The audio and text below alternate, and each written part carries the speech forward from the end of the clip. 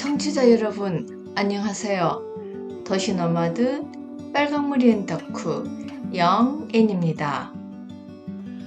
지난 시간에는 책방 그런 의미에서 황영 작가와 독자의 만남, 황영 작가의 에세이집 Let me tell you something, 북토크에 대한 후일담을 이야기했었는데요. 지금 제법 시간이 흘렀는데도 그날 책방에서 보낸 다정한 시간, 정겨운 모습들이 눈에 선합니다. 재능 있는 창작자이면서 동시에 훌륭한 교육자로서의 길을 병행하기란 결코 쉽지 않은데요. 그 어려운 일을 이미 잘 수행해 오신 황영 작가님, 저 개인적으로 아주 많이 부러웠답니다. 작가님, 늘 응원하겠습니다. 오늘은 가을 우체국 앞에서 듣고 원고지 네모칸 박 시 쓰기에 대해 이야기해 보겠습니다.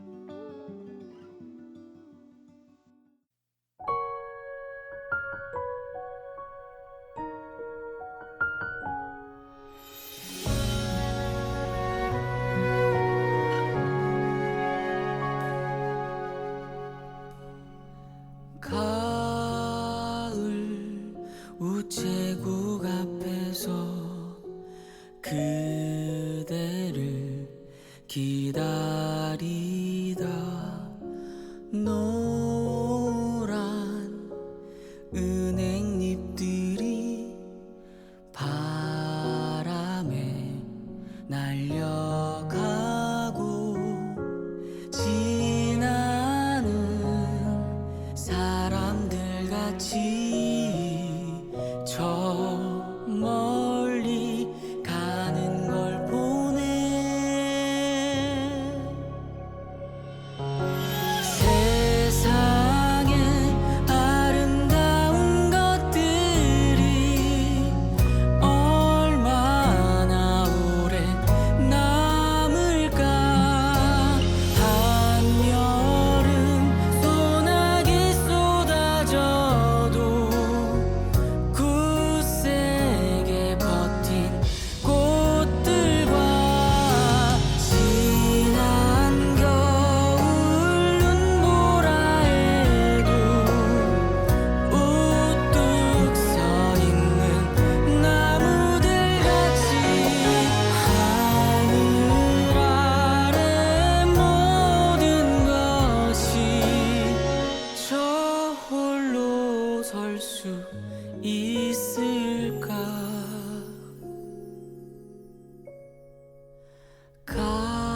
가을 우체국 앞에서 그대를 기다리다 우연한 생각에 빠져 날 저물도록 몰랐네.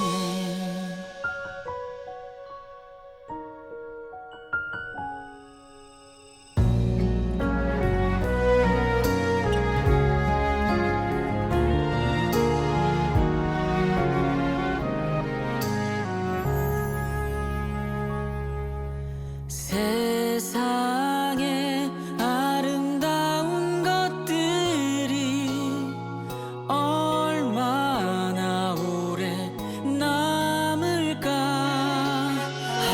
한여름 소나기 쏟아져도 굳세게 버틴 꽃들과 지난 겨울 눈보라에도 우뚝 서 있는 나무들 같이 하늘 아래 모든 것이 저 홀로 설 수 있을까. 가을 우체국 앞에서 그 기다리다 우연한 생각에 빠져 날 저물도록 몰랐네 날 저물도록 몰랐네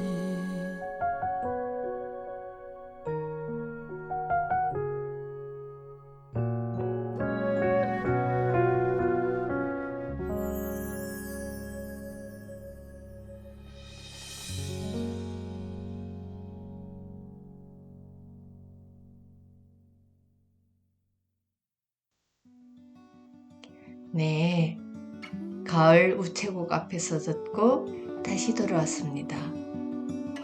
세상에 아름다운 것들이 얼마나 오래 남을까? 가슴 아리는 영원히 오래 남는 노랫말이지요. 아름다운 것들이 영원하지 않다는 사실을 문득 깨닫는 순간 그 먹먹한 마음이 느껴지네요. 살다 보면 어느 순간 바닥을 치며 끝없이 가라앉는 마음일 때가 있는데요. 평소에는 무심코 지나쳤던 사소하고 평범하게 여겼던 것들로부터 위로를 받을 때가 있지요. 제게도 그런 경험이 있답니다. 청취자 여러분, 세상에 아름다운 것들은 무엇일까요? 저는 지금도 여전히 잘 모르겠습니다. 이제서야 조금씩 알아가고 있는 중이라고 할 수 있겠죠. 자가 운전을 하며 다닐 때는 몰랐는데 버스를 타고 걷고 지하철을 타면서 이렇게 뚜벅뚜벅 다니다 보니 예전에는 보지 못했던 것들이 눈에 들어오기 시작하더군요. 이 세상에 이미 존재하고 있었지만 미처 알아보지 못했던 아름다운 것들을 새롭게 발견하기 시작한 셈이지요. 가을 우체국 앞에서 그대를 기다리다 우연한 생각에 빠져 날 저물도록 몰랐네. 날 저물도록 몰랐네. 시와 노랫말의 경계가 따로 없다는 생각이 드네요. 노랫말이 시가 되고 시가 곧 노랫말이 되기도 하니까요. 이 가을에 왜 이 노래가 생각났는지 문득 깨닫습니다. 세상을 아름다운 것과 아름답지 않은 것, 이분법적으로 바라봤던 시절, 다분히 염세적이었던 그 혼돈의 10대 시절을 떠올리면서 불안한 영혼을 노래하는 엄유시인 김유나의 걸 토크 듣고 다시 이어가겠습니다. 17 또는 13세나 모순 덩어린 그 애란꽃 다정히 등을 다독이며 조근조근 말하고 싶어 수많은 사람들과 너 만나게 될 거야 울고 웃고 느끼고 누구도 믿을 수 없었고 세상은 위선에 가득 차 너는 아무도 널 찾지 못할 그곳을 향해 달려 도망치려 했지만 아무리 애를 써 벗어나려 해도 너의 힘으론 무리였지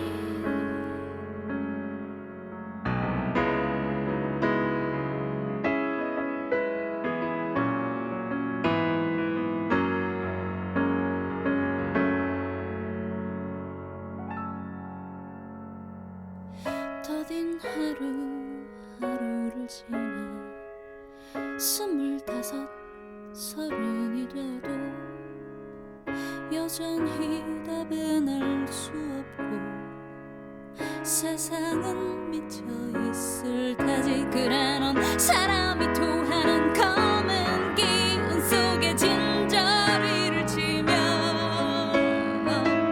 영혼을 팔아 몸을 채우며 살아남진 않으리라. 주먹을 꼭 쥐며 다짐하고 또 다짐하겠지. 너는 반짝이는 작은 별, 아직은 높이 뜨지 않은 생이 내게 열어줄 길은 혼란해도 아름다울 거야. 수많은 사람들과 너 만나게 될 거야. 사랑도 미움도 널 더욱 잘하게 할 거야. 마음 안에 분노도 불안도 그 전에 버려두면 넘쳐 흘러갈 거야.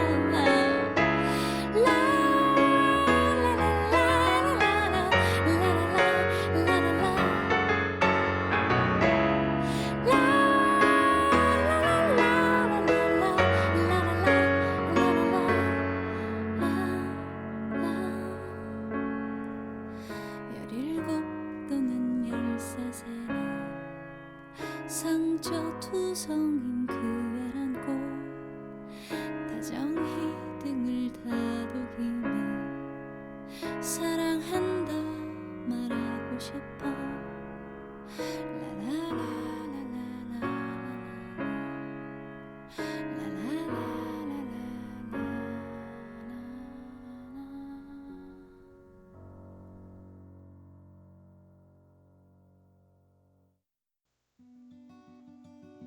네, 걸톡.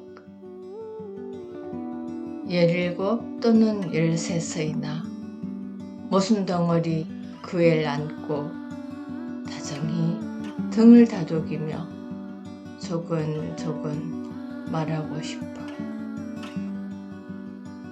너는 반짝이는 작은 별, 아직은 높이 뜨지 않은 생이 내게 열어줄 길은 혼란해도 아름다울 거야. 여전히 내 안에 깃들어 있는 어린아이에게 건네고 싶은 담담한 위로의 말인 것 같습니다. 저는 늘 책방이 지닌 장소성에 대해 주목해 왔다고 했는데요. 그래서인지 동네 책방에서의 마주침과 만남의 시간에 대해 흥미를 느낍니다. 다양한 배경과 개성을 가진 사람들이 마주치고 만나는 시간, 그리고 공간. 우리는 과연 어떤 경험을 하게 될까요? 그 안에서 어떻게 우리의 감각을 깨우고 사유를 확장할 수 있을까요? 책방, 그런 의미에서는 원고지 네모칸박 시쓰기 모임을 격주로 3회차 진행하는데요. 지난 9월 14일 수요일에 1회차가 시작되었답니다. 별 치읓치읓 작가님이 이끌어가는 모임. 별 치읓치읓이라는 필명을 듣는 순간 뭘까? 뭐지? 궁금해했는데 듣는 사람의 상상력을 유도하려는 의도가 있었다는 말에 역시 시를 쓰는 작가는 다르구나 감탄했지요. 빛바랜 문학소녀 시절의 추억이 이제는 아스라이 멀게만 느껴지는 저로서는 새로운 도전을 앞둔 것처럼 조금은 긴장되고 또 조금은 설레기도 했답니다. 별 치읓치읓 작가님을 중심으로 해서 저마다 나름의 사연을 지닌 4명이 함께 했는데요.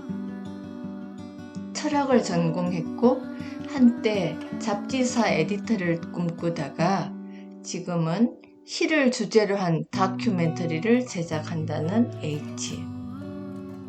평소 주변 친구들에게 편지 대필해주던 남다른 필력으로 결혼 축사글, 블로그글, 서평 등 일상 속에서 다양한 글을 꾸준히 쓰고 있다는 K.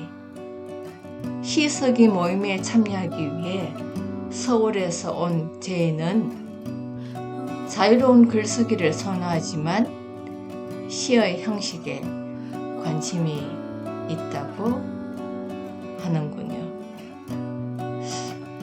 그리고 어쩌다 이 모임에 참여하게 된 저로 말할 것 같으면 문학소녀 시절의 희미한 옛 기억만 겨우 붙잡고 있다고나 할까요? 작가가 되고 싶었지만 이루지 못한 아쉬움 때문에 쓰는 것뿐만 아니라 읽는 것마저 그만두었던 때가 있었지요. 글을 읽는다는 것, 글을 쓴다는 것은 과연 어떤 의미가 있을까요? 그리고 훌훌 털어버리고 다 잊은 줄 알았는데 여전히 시 쓰기에 미련이 남은 내 마음을 나 자신도 알 수가 없네요. 1회차에 이어서 2회차 모임에서는 각자가 쓴 시를 발표하는 시간을 가졌는데요. 이어서 가진 합평의 시간에는 아슬아슬한 경계를 넘나들면서 진지한 대화가 이어졌답니다. 별 작가님은 이승복 시인의 실론집 무한화서를 텍스트로 수업을 이어갔는데요. 문득 아주 오래전 꽃꽂이 수업을 받을 때 배웠던 용어가 생각나더군요. 꽃이 피어나는 순서를 기준으로 해서 유한화서, 무한화서, 복합화서 등으로 구분하는데요. 무한화서는 꽃이 피는 순서가 아래에서 위로, 가장자리에서 가운데로 피는 구심성을 갖고 있지요. 이승복 시인이 그의 실론집을 무한화서라 이름 지은 것은 구체적인 것에서 추상적으로, 비천함에서 거룩함으로 나아가는 시를 비유한 말이기 때문이라고 합니다. 이승복 실론의 핵심은 언어로 표현할 수 없는 것을 표현하려고 애쓰다가 끝없이 실패하는 형식이 곧 시라고 믿는 것이랍니다. 누구나 한 번쯤 오래전에 읽은 책을 적지 않은 세월이 지난 후에 다시 읽어본 경험 있을 테지요. 저는 마치 무한화서를 새롭게 재발견한 듯 한 줄 한 줄 한 글자라도 놓칠세라 읽고 또 읽었습니다. 이승복 시인은 세상에서 버림받은 것들을 구제하는 게 문학이라고 하는군요. 그는 이렇게 말합니다. 우리가 내버리는 것들 안에 진짜 우리가 들어있어요. 그 중에는 보기 싫어 버리는 것도 있고 얼마나 중요한지 모르고 버리는 것도 있어요. 언제나 버림받은 것들을 귀하게 여기세요. 제가 왜 시를 쓰려고 하는지 다시 생각해 보게 되는 지점입니다. 잠시 윤도현의 흰 수염 고래 듣고 와서 이승복 시인의 시론 계속 이어가겠습니다.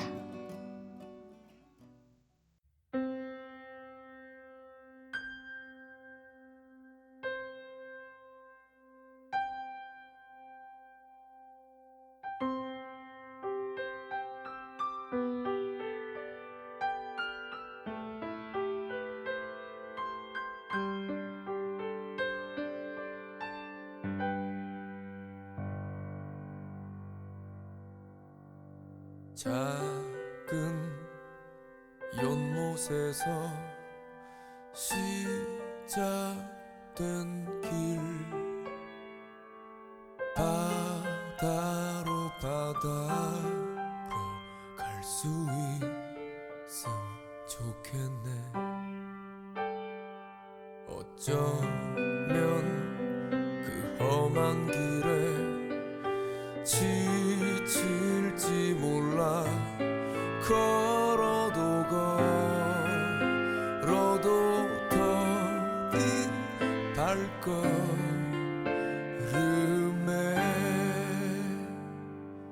너 가는 길이 너무 지치고 힘들 때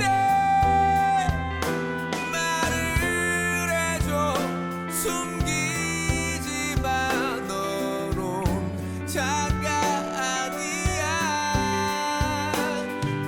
우리도 언젠가 흰 수염고래처럼 헤엄쳐 두려움 없이 넓은 세상 살아갈 수 있는 그런 사람이기.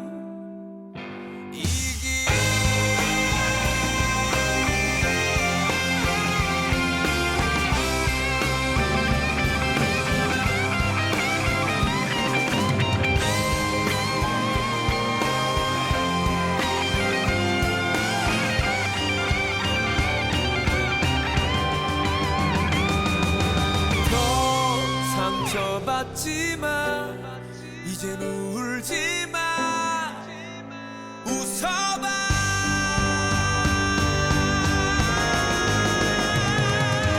너 가는 길이 너무 지치고 힘들 때 말을 해줘. 숨기지 마. 너론 자가 아니야. 우리도 언젠가 흰 수염고래처럼 헤엄쳐 두려움 없이 넓은 세상 살아갈 수 있는 그런 사람이고. 가는 길이 너무 지치고 힘들 때 말을 해줘. 숨기지 마. 너론 자가 아니야. 우리도 언젠가 흰 수염고래처럼 헤엄쳐 두려움 없이 넓은 세상 살아갈 수 있는 그런 사람이길.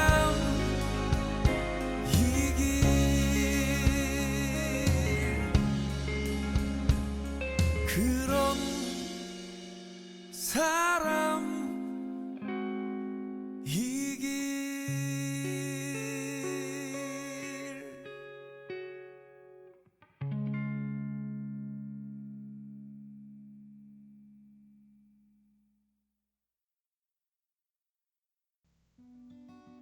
네, 윤도현의 흰수염고래 듣고 돌아왔습니다. 우리도 언젠가 흰수염고래처럼 헤엄쳐 두려움 없이 이 넓은 세상 살아갈 수 있길. 그런 사람이길. 그런 사람이길. 자신의 큰 몸집으로 다른 누군가를 위협하거나 피해를 주지 않고 묵묵하고 조용히 자기의 갈 길을 가는 흰 수염고래처럼 우리도 누군가에게 상처를 주거나 상처를 받지 않으며 자신 앞에 펼쳐진 세상을 자유롭게 헤쳐갈 수 있기를 바라는 마음을 잘 담아낸 노랫말이지요. 이승복 시인은 알고 쓰는 게 아니라 쓰는 가운데 알게 되는 거라고 해요. 뭐든지 잘 들여다보라고 하네요. 입가에 말라붙은 침자국, 주방 환풍기에 달라붙은 기름때, 변기 앞에 떨어진 오줌방울. 세상 모든 의미 없는 것들에게 의미를 되찾아주는 시인은 신이 버려둔 일을 대신하는 존재라고요. 시인은 또 이렇게 말해요. 자기 속에 아픔이 있어야 리듬도 살고 어조도 살아요. 자기한테 뼈 아픈 얘기는 누구한테나 뼈 아픈 얘기가 돼요. 그런 시는 오랜 세월이 가도 이끼가 끼지 않아요. 네, 그렇군요. 무한화설을 통해 시론을 강의한 이승복 시인은 과연 어떤 시를 썼을까요? 이승복 시인의 여름의 끝 소개합니다. 그 여름의 끝 이승복. 그 여름 나무 백일홍은 무사하였습니다. 한 차례 폭풍에도 그 다음 폭풍에도 쓰러지지 않아 쏟아지는 우박처럼 붉은 꽃들을 매달았습니다. 그 여름 나는 폭풍의 한가운데 있었습니다. 그 여름 나의 절망은 장난처럼 붉은 꽃들을 매달았지만 여러 차례 폭풍에도 쓰러지지 않았습니다. 넘어지면 매달리고 타올라 불을 뿜는 나무 백일홍 억센 꽃들이 두어 평 좁은 마당을 피로 덮을 때 장난처럼 나의 절망은 끝났습니다. 이승복 시인의 여름의 끝이었습니다. 무뎌진 감각과 기억을 길어올리다 보면 낯선 단어를 나의 것으로 체화시킬 수 있다면 나만의 결을 지켜나가면서 이제부터라도 시에게 말을 걸어보는 연습을 해볼까 합니다. 그런 의미에서 다음 3회차에도 계속 이어질 시 창작과 합평의 시간이 더욱 기다려지고 기대하게 되는군요. 도시노마드 빨강머리엔 덕후 영앤이었습니다. 잔나비의 가을밤에 든 생각 들으며 다음 시간에 다시 만날 것을 기약합니다.